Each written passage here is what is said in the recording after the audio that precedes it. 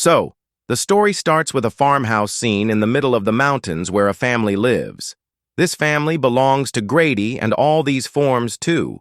In his family, his wife, children, and his brother were there.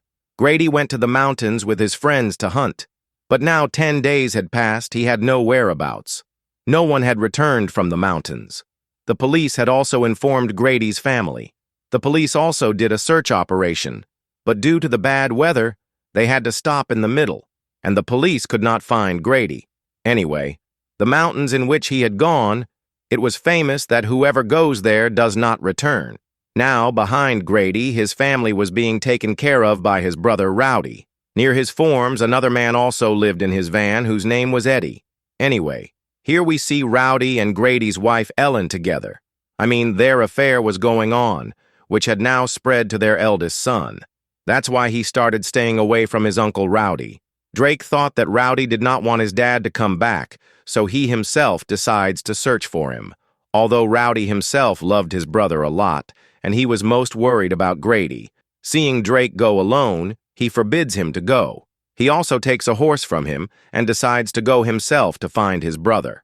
Although one of his legs is also bad and climbing the mountains is very difficult for him. But the interesting thing is that none of this was needed because in a while we saw that Grady had returned. His condition was so bad that they could not even recognize him from a distance that he was Grady. He was not able to walk. His face looked terrible. When these people bring him with support, he starts falling again and again, which means that he has become very weak. These people pick him up, support him, and put him in his room. When they called the doctor to check, the doctor said that only Grady has become very weak, but he has come back from the mountains. This is also a big miracle. According to the doctor, no one could have been hungry for so long. Grady had eaten something for 10 days, because of which he came back alive. His legs and body had become very weak. He had to keep giving him water and food every now and then so that he can recover quickly. As soon as he talks about food, Grady looks at his son in a strange way. Even his son is scared of his behavior. After a while, we see that a fight has started between Rowdy and Drake, because Drake thinks that now that his dad has come back, he does not need Rowdy. In anger, he calls Rowdy Panchvi and warns him to stay away from my mom, on which Rowdy said to him, "You do not know the truth yet, so please calm down and go and help your mom." When Drake went inside, his mom had already cooked food for Grady. Drake goes upstairs with food and says to Rowdy, "I can't find Grady. When I look into his eyes, it feels like someone else has come." Now he was saying that he heard a terrible noise. As if a lot of things have broken, he went upstairs and saw that Drake had dropped the food. Alan started talking to Drake. Drake said that I am not at fault. Grady dropped the food himself, although now he was screaming in hunger. When Alan goes near him to check him, Grady licks his body in a strange and creepy way, and says that the taste is good. Does it mean that it was to eat the flesh of humans? As soon as he heard this from his mouth, Alan was in a bad state of fear, and then we were shown a picture on the side in which Grady was in a good condition. Anyway, it's night. Everyone goes to sleep. In the middle of the night, they hear the sound of a horse's scream and someone's bad snoring. When Rowdy went outside and saw someone had attacked his horse and had injured him a lot. It was said that he had torn the horse. He looked around. There was no animal or human there. But zooming back, we were shown that Grady was looking at the horse with strange eyes and was giving a creepy smile. After hearing all this, his neighbor Addie had also come here. Rowdy thought that all this is the work of a wild animal, but Addie has understood the real matter. He thinks that all this has been done by Grady. As soon as it is morning, he goes to meet Grady and takes out a knife from his pocket, and also starts telling his childhood story when his uncle came back from those mountains just like Grady. Just like Grady, he had also become very weak, and at the same time he had killed the entire family of Addie. Because of this act, the police had shot him dead, otherwise he would have killed the rest of the people as well. He tells Grady, "I know that you have also got the same power that my uncle had got. She is eating you from inside, she is making you hollow. If you take it out from inside, you will be fine." After hearing this, Grady suddenly straightened up like a ghost and shouted, "He has already done all this work. He has taken over my body. He has made my body hollow. Addie now thinks of killing him, and Grady reads his mind and tells him not to do what you are thinking. Because you are an old man. You have no strength behind you, and I am a good farmer. If you kill me, then you will be grinding the wheel of jail all your life. As soon as he said this, he went to bed, and Addie left from there. Grady was scared. He wanted to tell everyone about the danger, so he went to Rowdy, and he started telling everything to Rowdy. That the Grady he was seeing was no longer Grady. Here was Grady's body, but there was no soul of Grady in it. The soul of Vendico had entered Grady. She was a devilish soul who lived in the mountains and took over people. She was a cannibal. She was a murderer. She used to eat humans. Before Grady attacks his family, he advises Rowdy to kill him somehow.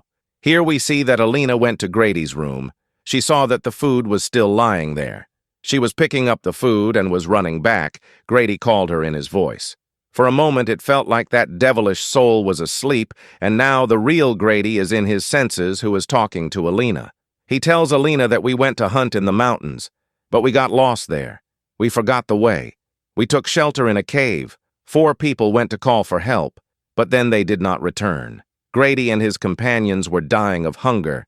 Then a strange voice was heard in Grady's ear, who said to Grady, "Let me in, I will save you."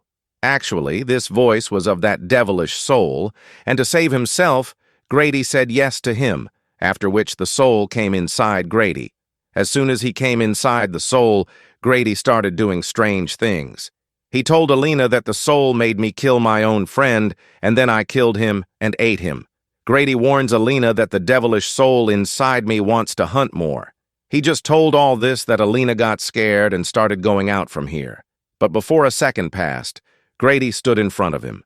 Grady grabbed him by the neck and spit was coming out of his mouth, as if he was ready to eat Alina. Before he could attack Alina and eat her, the Rowdy points a gun at him from behind. Seeing this, he gets angry, and when the moment comes, he goes inside the room, closes the door, and starts destroying everything there. He was screaming in a scary voice, which Drake and his brother were also very scared of. To save himself, Alina was about to leave this house with the kids and the Rowdy when Eddie came here. Eddie had actually decided that he would kill Grady.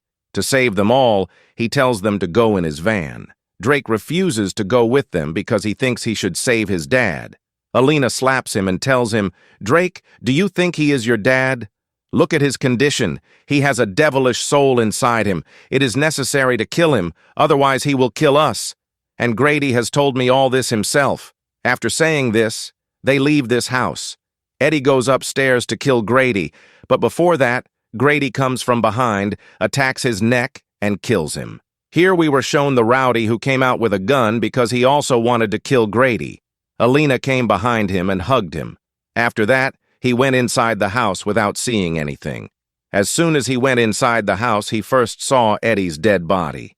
After that, he went to his room in anger to kill Grady.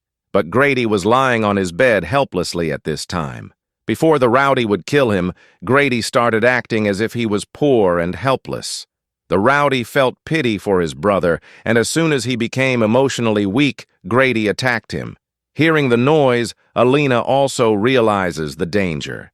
She takes her children out of the van and hides them somewhere else. And there Grady comes. He also brought his brother Rowdy's dead body with him. He now forcibly brought Alina with him to the kitchen of the house, and he put Rowdy's dead body on the table. He now started explaining to Alina what to do with him. He was telling Alina to do a very dangerous job. He was telling Alina to cook Rowdy's meat. He was telling Alina to first cut Rowdy's pieces and then boil water in a pot. Make Rowdy's soup and give it to him. Alina was not ready to do all this. How could she do all this? When Alina refused, Grady slapped her hard, with which she fell down and saw on the side that Drake had come to save her. But if his suspicion had increased to Grady, then Grady would have killed him first. Now, to distract Grady, he starts doing what Grady has told him to do. He has now started cutting Rowdy's body into pieces, and by cutting it, he put all the meat in a bowl. After that, he started boiling the soup. Meanwhile, Drake had started loading the gun from behind. After cooking the soup, Alina puts a bowl in front of Grady. so Grady tells him to prepare another bowl, because he wanted Alina to eat this meat with him. Alina clearly told him that I am not hungry, but then from behind, Drake dropped a bullet from his hand and fell. Now Grady's attention was definitely going that way. That's why Alina was now ready to listen to Grady, that she will eat Rowdy's meat. She took a bowl and sat down, and in helplessness, she had to eat Rowdy's meat. Here, first Grady tasted one bite, and after that, he started eating like a wild animal. As soon as everything was finished from his bowl, he grabbed Alina by the collar and told her that my condition is because of you and Rowdy. Now, before he kills Alina, Drake fires a bullet from behind. With his bullet, Grady leaves Alina here and runs away, but Alina gets hurt. When Drake came to help her, Alina told him to go and save Tim. By this time, he must have reached Tim. Drake listening to him when he went to Tim. What did he see? That Grady was strangling his brother in a scary way. He was about to kill him. That's when Drake came from behind. He left Tim for a minute and said to Drake, "You should all stay together. Do you know where? In my stomach." As soon as he said this, he started laughing in a scary way. His eyes were also white, which meant that the Grady inside is now dead, and in front of them is Wendy. When Tim called him again, he says that Drake fires a bullet from behind, and Grady falls unconscious. At this point, he thought that these people are saved, but this was just his thought, because suddenly Grady got up and grabbed Drake from behind, and he was about to kill Drake. At the right time, Elena reached here. She put a gun in Grady's mouth while saving Drake, and shot him in the head. After that, he finally died. Grady was dead. His body was unconscious. But the scary sounds that were coming from inside Grady, he was still hearing them, which meant that Wendy was not dead yet.